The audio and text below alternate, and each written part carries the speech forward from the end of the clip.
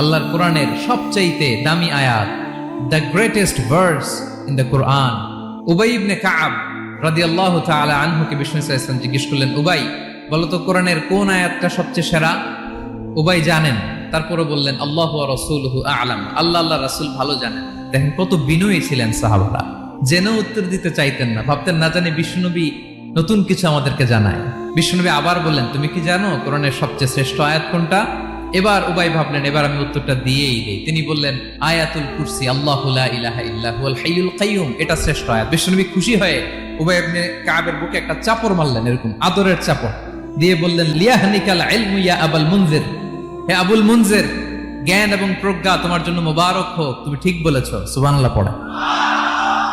তাহলে এই প্রথম ইনফরমেশনটা আজকে জানলাম, কোরআনের সর্বশ্রেষ্ঠ আয়াতের নাম 6236টা আয়াতের মধ্যে থেকে সবচাইতে দামি আয়াত এটা।